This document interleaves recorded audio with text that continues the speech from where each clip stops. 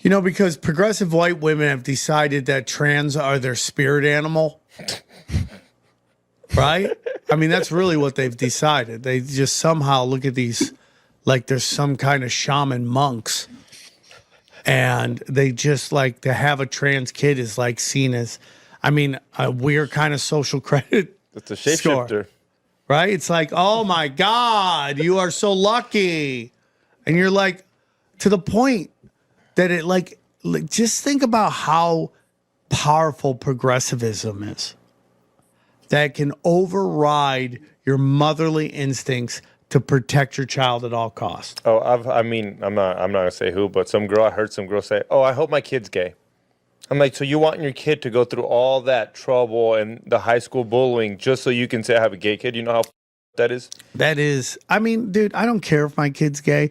My kids grow up and be gay. If they are, they are. But her the wanting wish it. on yeah, that? her wanting her saying, I wish my kid's gay is what she said because she loves the gays, she has gay friends, and she loves, I mean, I get it. They're cool people. But for her to say that's what I want for my kid, you should want your kid to be normal, have the normal, I mean, not saying that that's not, you know what I mean. No, I totally get it. You have any thoughts on this, Eric? Well, I guess on that specific one. No, you don't have to discuss trans, but like what is happening to just the any other thoughts on the youth and what's going on right now? Yeah, I mean, like I said, if you look at the timeline, this trans stuff wasn't a thing. And I don't think they would have been able to push this agenda so hard if they weren't able to go down these deep personal rabbit holes. But the Charlie Kirk is another great example because, you know, if someone was assassinated or, you know, in public, everyone assumes he's assassinated. I know there's a lot of different views on it. But I look at all my peers. People I personally know think it's funny that someone died for free speech. It's crazy. I mean, people have been really radicalized. And I think that is another example of how the internet has just really been successful as a tool to shape people in that way. You're totally right. And like War is a television show here. Yep. War is a TV show.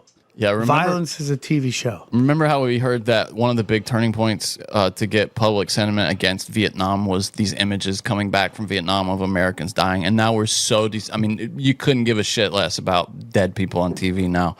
I mean, it moves the needle absolutely nothing. All this shit that we're flooded with on Twitter. And then at that moment, it was so affecting. I mean, you talk to anybody of that generation, they were like, oh, this is just so I was nightmares. Thinking to myself last night, why are there people who've been accused of pedophilia allowed to rebrand themselves? We see them, Anthony Weiner, we see Hunter Biden, you know, we just keep, you know, Charlie Sheen showing up on podcasts. Why are we okay with that? And I've come to the conclusion is because children can't protest. Kids can't boycott. Now, if you do these things to a adult white woman, right? And there's even been this discussion that like there's no public outrage when it happens to a black woman. But when it happens to a white woman, there is a giant social movement. And it's because women control the purse strings. They're 70% of the buying power. And they eternalize everything. So all you have to say is like, look at Amber Heard. He was physically abusive to me and blah, blah, blah. And everyone destroyed Johnny Depp. Johnny Depp has very darkness in him. I'm not saying he's a good guy at all. But Johnny Depp, or even my friend Brian Callen, they annihilated him. And if you actually studied it, it made no sense. But it didn't matter because once women heard that, they internalized it to the time a guy was mean to them. And they organized. Kids can't do that. Kids cannot organize. Kids cannot boycott. They can't shut down Nickelodeon because there's extreme pedophilia everywhere. You know, I mean, it's absolutely insanity to me. If you grab a chick's ass on set, you're publicly executed. No, I mean, you're completely right because something should have happened to Nickelodeon. If that would have been like MTV, all of us would have stopped watching it if something like that happened. But it's Nickelodeon. Kids love cartoons, and they don't understand what happened to. They can't organize. They can't be like, hey, after 5th grade class, let's all march. So there's no. I think they're also trying to condition people to expect nothing, like expect no accountability. Like, for example, the Charlie Kirk case, you look at the evidence that the FBI puts out, it's ridiculous. You know, and I think they know that people aren't stupid. They know that the case can be picked apart, but I think what they want to do is basically hint at, yeah, we're lying to you, or the Epstein files. They dangle it in front of people. They're not going to do anything ever. And it's this slow thing where they're trying to normalize corruption. I totally agree with that. And demoralize us. Yep. Everything's exactly. about demoralization. Pressure from above, pressure from below. Demoralize that your politicians are corrupt and they're not going to save you, which is black magic sorcery. And it's just meant to break you down, crank up the anxiety. And that's when you're more manipulated to the point where you are, oh, bang, digital IDs. I saw a story on the news the other day. They're basically like, yeah, trees aren't taking in carbon anymore, so we got to get rid of the carbon. You're like, what the fuck are you talking about? How can you as a human being read that off a prompter and say it to your audience? Demoralization. Why is Bill Gates walking the earth? What he did in India, what he did in Africa. He's demoralized and destroyed generations. Oh, because they want you to think that they're above the law. Yep. And then you bring in then you bring in social credit score, and this show, our credit scores are nothing. We're going to be -5. I can't even look anyone in the eye. You're not allowed to make eye contact for the next 30 days. Right? Do you want that? Nobody wants that, but they don't understand it till it's too late. And that's the danger too, is because they're setting up a system that there's not really much you can do once it's too late. It's total control. You know, the way it'll work is they will shut you down financially. They will shut you down socially, geographically.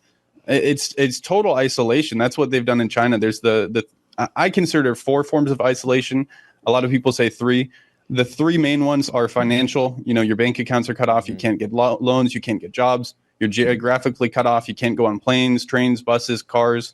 And you're socially cut off because you get blacklisted. So if you call someone, whatever, it says, hey, this person's on the blacklist. If you talk to them, you're going to lose points. And it's kind of like you have a contagious disease.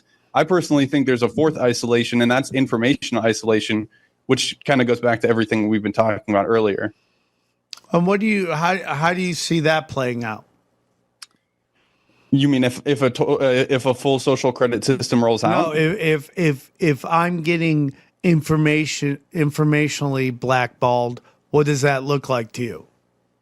Well, I think we basically form our reality based off of the information that we gather. And right now we have outsourced the internet to be our tool for information. And so with AI, we already see how powerful it is at rewriting screens or creating videos or audio. We're trusting that the device, you know, you're trusting that you're on a real feed with me on another part of the world. And the viewer is trusting that this is live, that I'm a real person, all of these things. And so really when it comes down to it, is the internet is controlled. Technology is controlled, and that means all of the information on it is controlled. And so if we're only using controlled information, then the people who control it can control everyone's worldview or the reality. Yeah. Part of me wants to be in an information blacklist. Like, I don't want to know anything's going on. I mean, and the other one he said, the contacting someone on a blacklist. Like, let's say you call your mother, and they're like, if you talk to Sam, you will lose 5 points. Imagine how crazy that is, and that's definitely going to happen because it already happens on Instagram where they tell you. Well, because they tell you on Instagram too. They're like, this person posted misinformation. Are you sure you still want to be friends with them or whatever? And that's the same that's thing. already happening. Yeah, that's what I'm saying. It's already happening. Just imagine later when you literally try to call your mom or your uncle and it says this person, like you said, is blacklisted. Are you sure you want to lose 5 points off your credit list for have 5 minutes with this person? Now, the people who listen to the show, they're pretty informed. They're really great people. I don't hear anything. Just had They're a phone really ring. they're really great people. They're totally engaged. But the people that don't listen to the show, I mean, we're just yelling into the void at that point. But like, just think about how bad your credit is, your financial credit, the amount of responsibility that you need to have good financial credit, and you can't even do that. Now, just imagine your actions everywhere. How are you going to function? How are you going to live your life? Your employer won't be able to hire you. You won't be able to date. You won't be able to do any of that stuff. All the outlaw shit will go away.